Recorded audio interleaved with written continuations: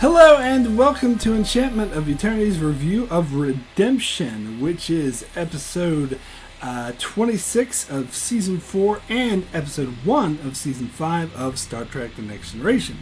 This video is part of a series of videos where I review episodes of Star Trek as determined by my user polls.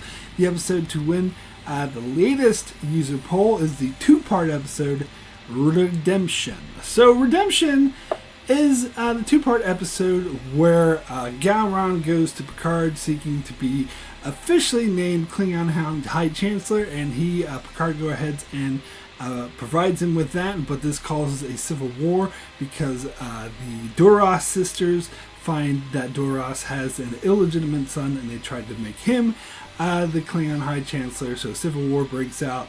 Worf uses the situation as an advantage to reclaim his family name, so he sides with Gowron and resigns from Starfleet to fight in this civil war. However, Picard finds out that the Romulans are providing the Duras side with weapons, which is why the Duras side is winning, so Starfleet blockades the Romulan-Klingon border, preventing Romulan supplies getting to the Duras side, so Gowron then is victorious and Worf returns to duty.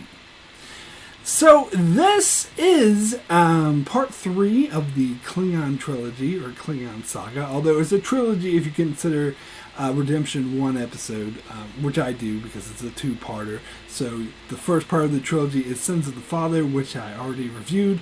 The second part is Reunion, which I haven't reviewed, which is actually my favorite episode of the trilogy. And then the final episode of the trilogy is this two-parter, Redemption.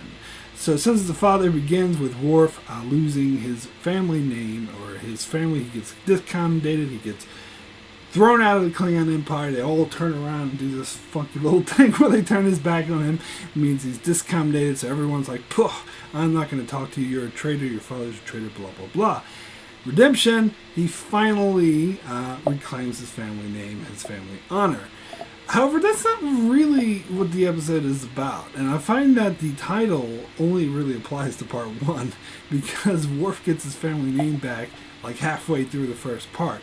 So it has more to do with the Klingon Civil War, the divide between the Klingons that break out, and this is a recurring theme throughout the Next Generations, is that certain Klingons are unhappy with their alliance with the Federation and would prefer to ally themselves with the Romulans, as they see them as stronger and less weak, but they're also more deceitful, and there's also more bad blood between the Romulans and the Klingons, so that's why there's a divide. That's why a lot of Klingons would not want to be involved with the Romulans, who they see without honor, or at least the Federation is honorable, but other Klingons say, well, the Federation's weak because they're all peaceful and whatever, and the Romulans are more willing to go to war, so more like them. So it's an interesting divide that the show has played off from time to time, and here you do it full force. Although it's more behind the scenes, because a lot of Klingons who are devoted to the Duras family are unaware of the alliance with the Romulans. That's something they're sort of doing behind the scenes. I do believe, if it was made public, that that side was fully supported by the Romulans and so if the Duras family got a hold of the Klingon leadership, then that would mean an alliance with the Romulans, not the Federation. It's never really addressed, but I get the impression that if that was widely known, the Duras would not have as much support as they do. But yeah, so it's an interesting play. But of course, that's not all these two-parters is about. Of course, you get the side plot with Worf trying to reclaim his family name and then resigning his commission and going to fight in this Klingon war. You got a story with Data in the second part where he becomes commander of the ship and he becomes a captain, and the first officer's being a dick to him. You also have a side plot with Sela, who is the daughter of Tasha Yar. Oh, God. And you got the introduction of Lursa and B'etor and how they're the Duras sisters and how they're trying to be all devious and do devious things. So you have a lot of things going on in this two-parter. Also, This brings back Gowron and sort of solidifies him as a recurring character, as a main staple of Star Trek, and he would go on to appear in further episodes of Next Generation and many episodes of Deep Space Nine. So he becomes a regular staple of the Star Trek franchise. His first appearance was in Reunion, but then he didn't really have that big a part to play in Reunion. He was just Duras's opponent, and they didn't really know much about them. In fact, that's what they said when they were talking about Gowron. We're like, well, Gowron's an outsider. We don't really know much about him. And so he just sit there and like, you'll die slowly, Duras. And that's pretty much all he said, and didn't have much to do in that episode, where in this episode he's more of the main focus, and it does make a lot more sense because technically he didn't win the challenge between him and Duras, because Duras was killed by Worf in something completely unrelated. But he is the last man standing, so to speak, so he's like, make me the Klingon High Chancellor, Picard, and I will maintain the alliance with the Federation. But if you don't make me the Chancellor, then the Duras family would come in, and then the alliance with the Federation will be fucked. So, of course, Picard does support Gowron, but as much as he can. And this episode doesn't really play that much into how Gowron is a very despicable, dirty politician. That aspect of his character is explored more in the following episodes. In fact, it's explored some in the episode I just reviewed, Unification, where after Picard, after the events of this two-parter, where he becomes High Chancellor, Gowron just completely disregards Picard and the Federation's help, and makes it like his high leadership that won the day. So we're sort of establishing as a scummy politician. You don't see that much of it here. Although when Worf does go to Gowron to clear his family name and offers like 4 squadrons in exchange, at first Gowron's like, no, that's not enough. You have to get Picard, Starfleet, to help me as well. So it does show he's kind of a bit politicking there. But then, of course, when Worf and Kern save his life, he's willing to be like, all right, fine, I'll release your family name now, because now I have more support, and we can take on the Duras family. Because without that support, you'd be pretty screwed. Especially since the Duras family had the Romulan support. So this I do enjoy this episode for that aspect, that this is the conclusion of the Klingon saga. And the Klingon saga itself was something I really loved. It was a unique aspect to Star Trek Next Generation, because in this point, like late 80s, early 90s, it was very serialized. And so to have a recurring storyline like this, which had Ronald D. Moore's hands all over this, in fact, he'd be known for the recurring storyline Guy, which definitely carries through to Deep Space Nine. In fact, Ronald D. Moore often mused about how in the early days of Next Generation, around this time period, he was known as the Klingon Guy, because he was known for doing Sons of the Father, Reunion, and Redemption, for mainly these things. And I love how it is a continuous storyline. Like, you don't touch much on it in between these episodes, but even then you get a few episodes whenever Worf encounters other Klingons. Before this episode and after Sons of the Father, you do have the other Klingons being like, you're a traitor, I won't talk to you, and stuff like that. So it has consequences, which is great, because that's something that doesn't happen very often in Next Generation. So I love this continues. Like, if you watch this episode without having seen the other ones, you don't know what's going on, because you have to know who Gowron is, who's Duras, who are the sisters, why is Worf discombobulated, and of course it makes references to yesterday's Enterprise with Sela. But I love that it has that continuity involved, and that's why when some people try to make the argument that Star Trek should be episodic, that it's always been episodic, I say that's not true. I think Star Trek is only episodic in the original series. I think Next Generation, even though it is largely episodic, but that has mostly to do with the time period that it was made in. It is as serialized or continuous as it was allowed to be, as it could get away with in this time period. Deep Space Nine, of course, fully embraced serialization, although there are some episodic aspects to it, which, of course, is because of the time period it was made in. And Voyager, I continually say Voyager was not as good as it could have been because it continually rejected serialization, as if has it embraced serialization, Voyager would have been 10 times better. It could have been amazing.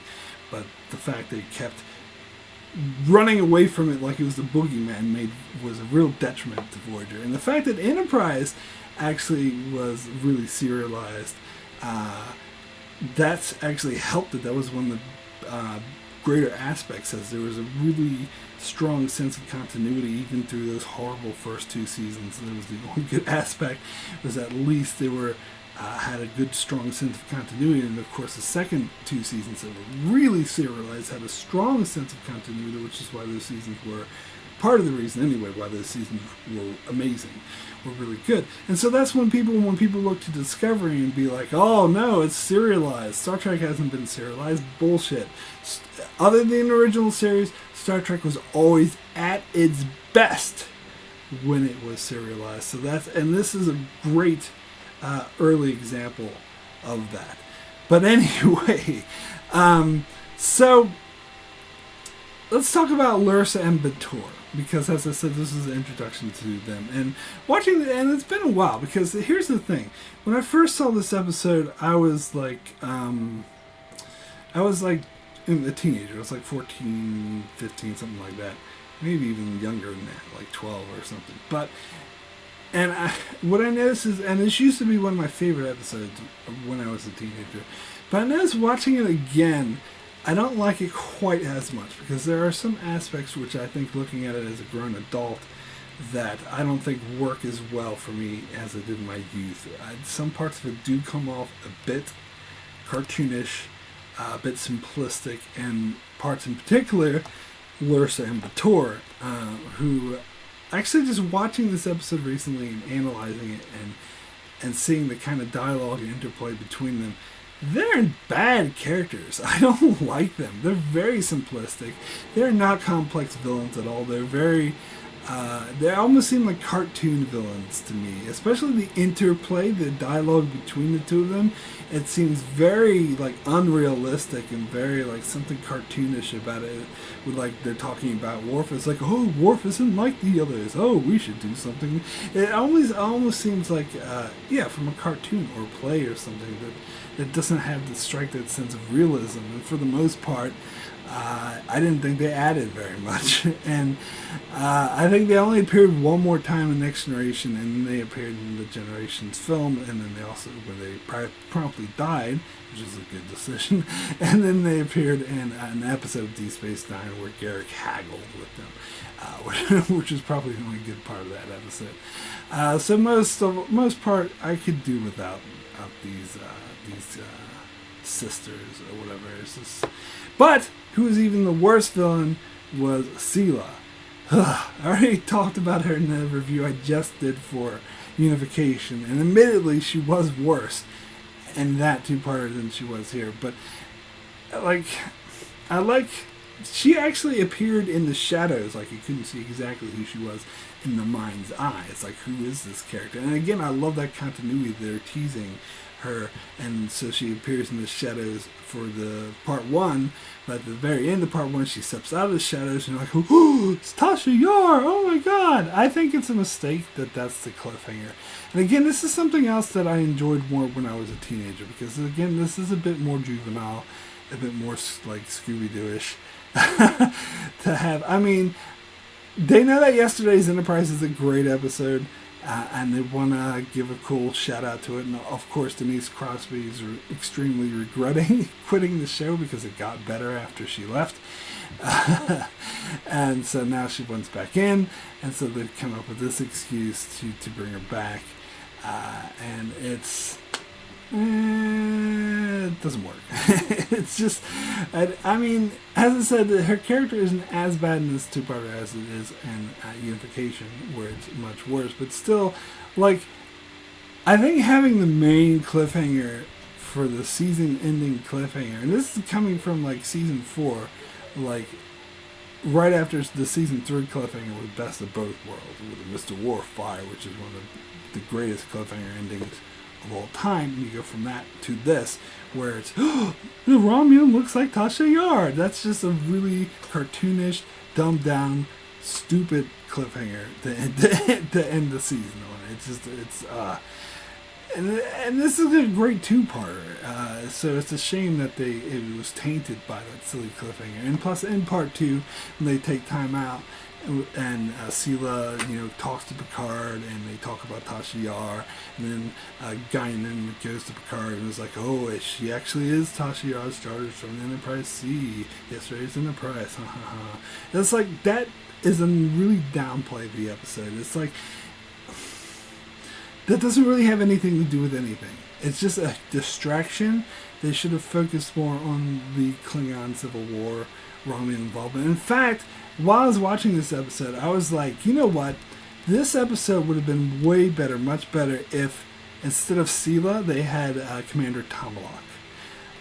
Commander Tomalak was an amazing recurring character. He occurred in 2 episodes of the 3rd season, 1 episode of the 4th season, although it was just a hologram of him. It wasn't really him, but still they had the actor come in. And so if they would have brought him back, that would have been much better. It would have been amazing. Imagine because of the mind games and the game of chess that Tomalak. Imagine Tomalak, he wouldn't have been as direct as Sela was. He was like, oh, I'm just here to run exercises, blah, blah, blah. And you get that great chemistry between him and Picard. Although I did hear that the actor who played him didn't want to do Star Trek anymore after his appearance in Future Imperfect, because he didn't like actually walking around in person, whereas in the first 2 episodes he was just a face on the screen. Although they could have just made him a face on the screen, and that probably would have appeased the actor. He would have done it if he was just a face on the screen, and the interaction between Picard and Tomalak still would have worked. But, oh well. Whatever. I think that's a real missed opportunity. I think it's because Denise Crosby was knocking on the door wanting to get back in. They came up with this lame excuse. Oh, let's make it. Because that makes Tasha Yar's backstory from yesterday's Enterprise, it kind of ruins it in retrospect if you think about it, because her ending was amazing because she got redemption, but now you find out that she survived and she was tortured, repeatedly raped, had a child with a Romulan who raped her, and she tried to run away with the child, and her own child turned on her and killed her. That just makes her storyline a lot worse. Not just darker, it does make it darker and sort of more depressing, but it also undermines the whole meaning of having honor. So I think they ruined a lot of things by including Sela. This whole episode would have been way better had they just had Tomalak. But anyway, let me get more into the Civil War, because this was before the days of CGI, and they had to use these models to do the ship battles, and they were prohibitively expensive. So that's why the space battles are kind of pathetic, especially if you compare them to Deep Space Nine. But again, I'm not blaming the show. It's just the sign of the time. It's what they could afford. And in fact, what I hear from what they even did was really expensive.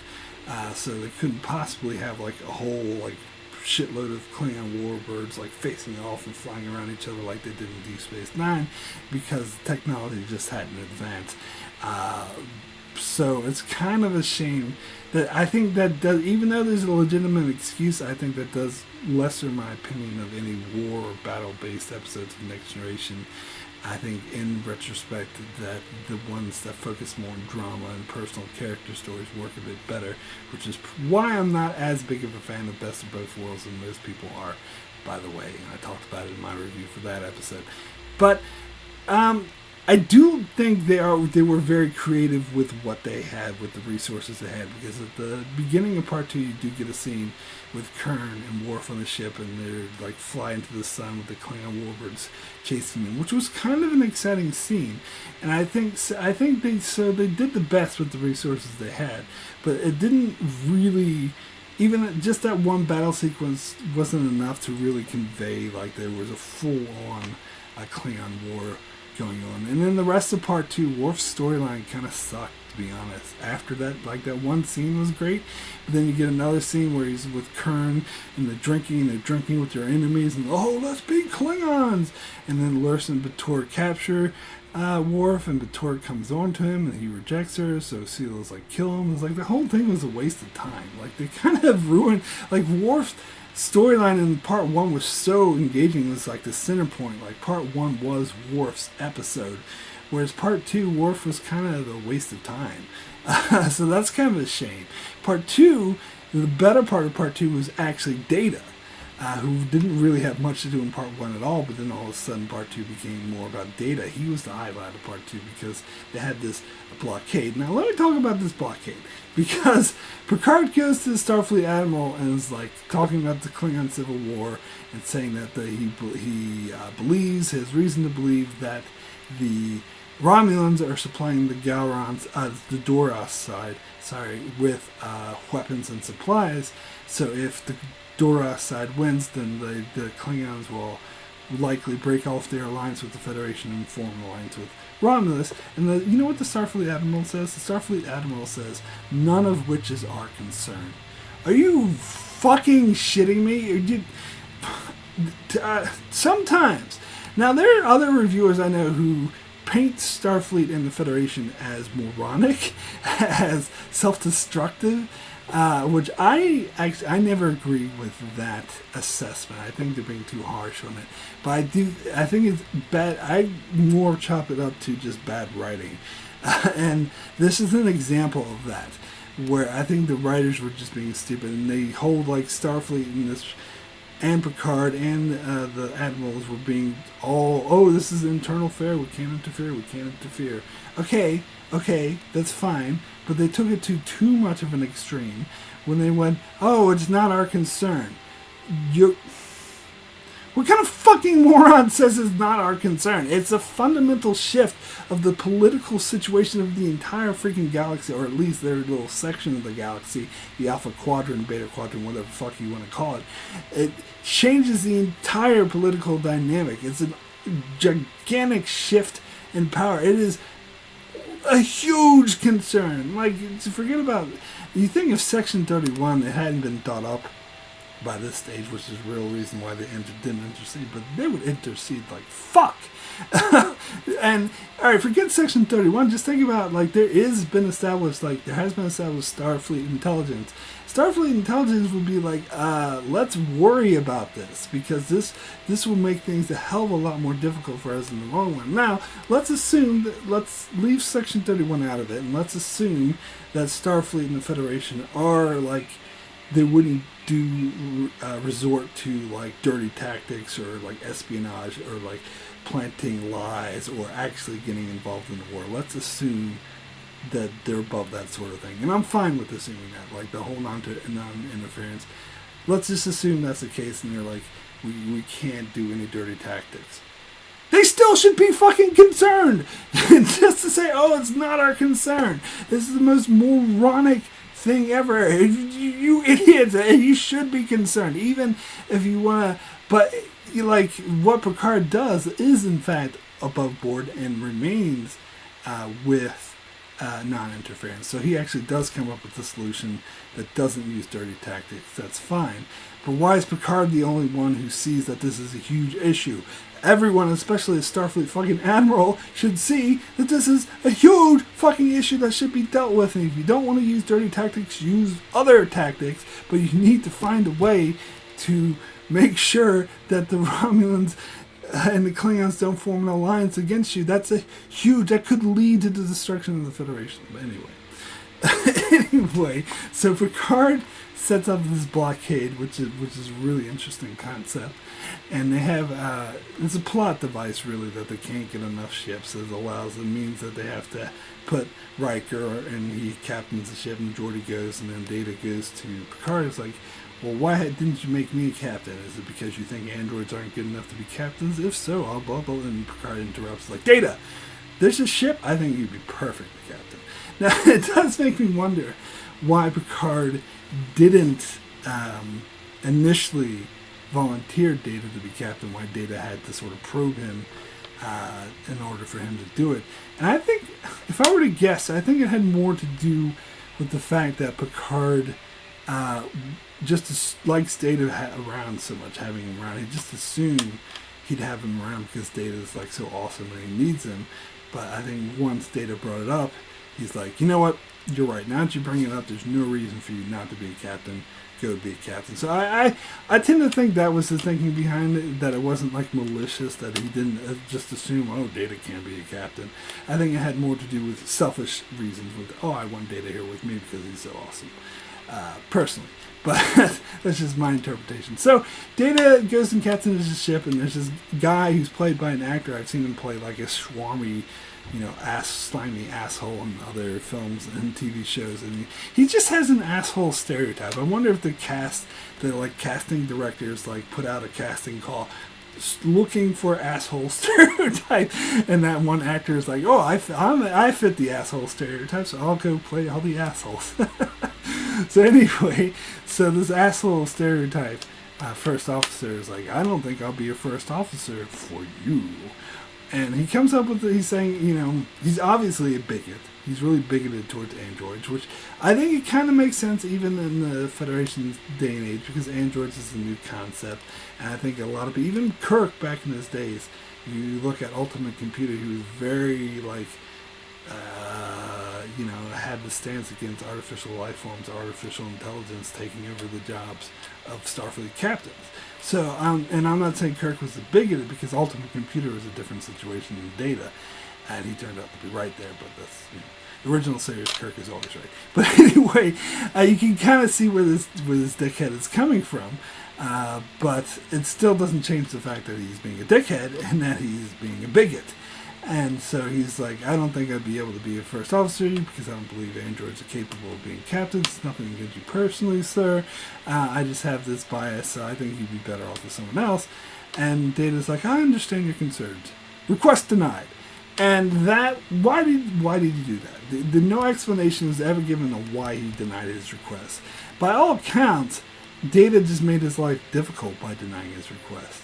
I guess, if he wasn't Data, if it was a human, you'd think he was doing it out of spite. But Data doesn't really do things out of spite.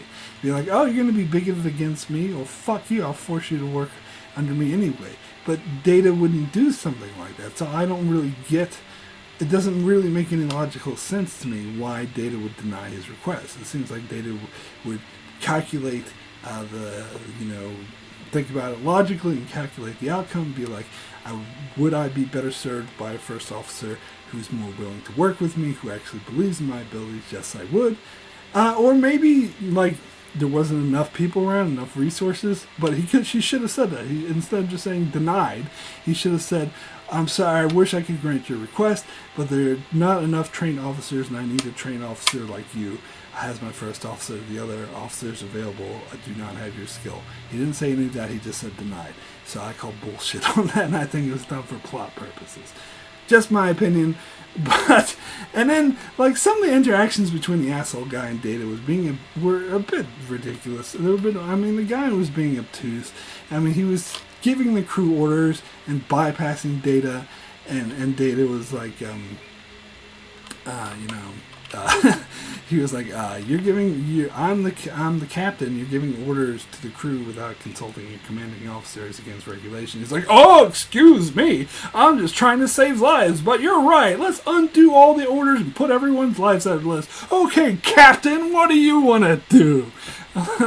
Okay, that's, obviously he wasn't that over top, but he might as well have been.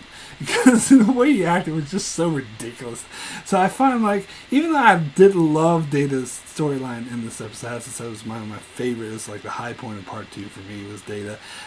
Even though it was a bit over the top the way this asshole acted, I still like the fact that Data was put to the test and made the captain. And ultimately, he was the one that figured out how to stop the Romulans. Because the Romulans would have slipped by their a blockade if it wasn't for him, but he knew, even though Picard was ordering him to turn around, and he knew that he needed to defy orders in order to save the day, and then he did, and that was great. I love that, even though, the guy was, again, being too melodramatic. He's like, you're putting people's lives, we're not just machines. I'm like, calm the fuck down, drama queen. it's not the situation.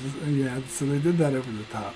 But I still did very much like that storyline. But the other thing is when Sela said, "Oh, we'll focus our deflecting beam here on the ship commanded by the android captain." How the fuck does she know which ship, who's commanding which ship? That's pretty dumb. That's, again, kind of a bit cartoonish and done for plot purposes. But anyway, I still really enjoyed Data's first command, and actually seeing him in command, because we don't get to see him in command enough. I just think it would have been, should have toned that guy down a bit, or replaced him with someone a bit better. Anyway, let's talk about the ending. So the ending of part 2, and this scene really irritates me. Sorry, but it does. When they capture Terrell, I think his name, it was the illegitimate son of Duras, after Gowron defeats Duras' forces. So they're defeated. Lursa and B'etor escape, they get away, but they manage to capture Terrell, and so they give him to Worf. Like, Worf, this guy, he disgraced your family, whatever, so I give him to you to kill. And Worf is like, no, I'm not going to kill him. So Gowron's like, fine, Kern, you can kill him. And Worf's like, no, you gave his life to me, and I have spared it, because I'm awesome. I believe in Starfleet, and I think people shouldn't be killed.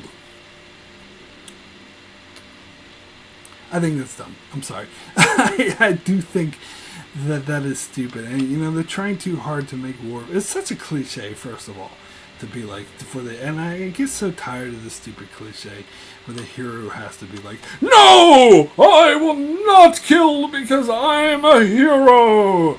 And it's done in a lot of movies, a lot of shows, first of all. Second of all, it's not him behaving like a Klingon. This whole thing is him. I suppose some people might say, well, that's the point, Mark. It's showing that he's now fully Klingon because he has learned from Starfleet. Okay, fine. But I still don't think it works. It doesn't fit with the fact that he was reconnecting with this Klingon roots. Now, granted, it could say, oh, he's showing that he wouldn't connect to it. Now, let me clarify. I think it's okay that he didn't kill him himself. He could be like, no, I'm above that sort of thing. I don't want to do that. I'm a Starfleet officer. I want to go back to Starfleet. But for him to go to Kern and be like, no, you can't kill him either because I've spared his life. That was over the top for me. That was too much. It's just, who's Worf to decide that? And that's just... And then Deep Space Nine did a storyline where this kid does come back and he tries to kill Worf. He's like, oh, you spared me. This is my way of saying thank you. It's like, that's what you get. It's funny because Ronald D. Moore was involved in that episode too. So I don't. Otherwise, I would say that's the writers of Deep Space Nine sort of critiquing this episode, or maybe this decision wasn't made by Ronald D. Moore, it was made by another writer, and he was making fun of that, or maybe he was making fun of himself. I don't know. I just think this ending is stupid. It's really dumb. Oh, it's too cliche over the top, but that's just me. Anyway, this used to be one of my favorite episodes of Next Generation, but as I said, in later years I start to look at it not as favorably, but I still really enjoy it despite all the downsides that I said, because as I said, it was, part one was really good. It was great to finally get conclusion. Finally, I love that they finally settled this thing of worst discommendation, because I was getting a bit annoying. So they put that to rest. He made good with the Klingons, and it was an interesting cliffhanger that he decided to resign his commission. It's funny that the signature of resigning a commission is putting your little comm badge down. Like, that signifies you're not in Starfleet anymore, but you're still wearing a uniform. Don't you have to take the uniform off? I don't know. Whatever. It was more dramatic, I guess. I resigned my commission. I bought this like little toy comm badge one time, and I used to go around. Sometimes I would take it off and be like, I resigned my commission, and put it on the table. Anyway, my rating for Redemption out of 10 is an 8. Extremely good. So it's extremely good. I still like it a lot, but it's not, it has too many flaws to be a 9. I almost made this a 9, but then I thought about the silly ending, and I thought about Lursa and B'etor, and I thought about Sela, the whole, oh, I'm touching your daughter, and and so all that stuff, and then the over-the-topness of Data's first officer was a bit too much. So all that sort of prevented from being a 9 or a 10, but I still think very favorably of these episodes. I still give it an 8, which is in fact a good rating. Extremely good is what I call it. So I'm saying this episode is extremely good. Really enjoyed it, but it's not perfect. Anyway, that is it for my review of Redemption. So now it is time to determine which episodes I will review next. Okay, so let's go to the random episode generator to see what our options for the next poll will be. Let's start with Star Trek, the original series, and our option will be Charlie X. This episode's goofy. I don't like this episode. I never liked it. It's about this kid who comes aboard with magical powers and goes wah wah wah wah wah wah wah. And the way they talk about puberty in this episode is painful. I don't know if it's just the mentality they had in the 60s about it, but it's just So if you want to see me trash an episode, Charlie X, it's a cheesy episode. Anyway, Next Generation option. It's going to be the game. I already did a review for that episode. You can check that out on my channel if you like the episode. It's horrible. So then we come to the other Next Generation option, which is Cost of Living. I actually consider this one of the funniest episodes, even though it's typically I do not like Roxanne and Troy or Alexander. This episode focuses on both of them, but I think it's kind of funny. It's not the best episode ever, but it's decent, especially as far as a Roxanne and Troy episode goes. Anyway, we'll get into Deep Space Nine, where it's the search. The search. I'll do both parts, part 1 and 2. I talked about this recently on my Deep Space Nine Season 3 review, but I can get into a lot more detail about this two-parter where they find out about the Dominion, they search for the good of the Gamma Quadrant to find the Founders. Decent episode, kicks off the whole Dominion saga. Quite liked it, so I could review that if you like. Okay, so then we'll get to the Voyager option, which is Flesh and Blood. Alright, so this is a two-parter in the 7th season, where these holograms attack the Rojan and the Doctor to flex them. This episode was okay, I guess. Like, some parts of it annoy me, other parts I like. So I'm kind of so-so on this one. So if you want to hear more of my thoughts, you can choose that. So now we'll go to Enterprise to see what it's going to be. It's 2, so we go to Season 2 of Enterprise. Oh, first I have to find out what episode. There's 24 episodes in Season 2. Episode 8 of Season 2 of Enterprise. I have a feeling I'm not going to like it. But let's see first. Season 2, Episode 8 is The Communicator. Yeah, this episode was boring. It was stupid. You can see on here I gave it a 2. I didn't like it. It's like Malcolm, Reed, and Archer get kidnapped on the planet because they left a communicator behind, and like the police there and interrogate them like it's a primitive planet that's not warp capable. Like, oh my god, I left a communicator behind. It's a good idea, but it wasn't really about that. It just became a boring captive thing, torture, blah blah blah blah. Didn't like it. So those are your options. Be sure to vote in the poll, which is over on Straw Poll. I'll put a link to that in the description below. So check out that description for the poll. And you can vote a week from now. I will determine who the winner will be, and that will be the review I do next. You can also check out my channel for more Star Trek reviews, and I also do other videos and other shows like Game of Thrones, The Expanse, Lost, and more. So be sure to subscribe so you can keep up with all of that, and thanks a lot for watching.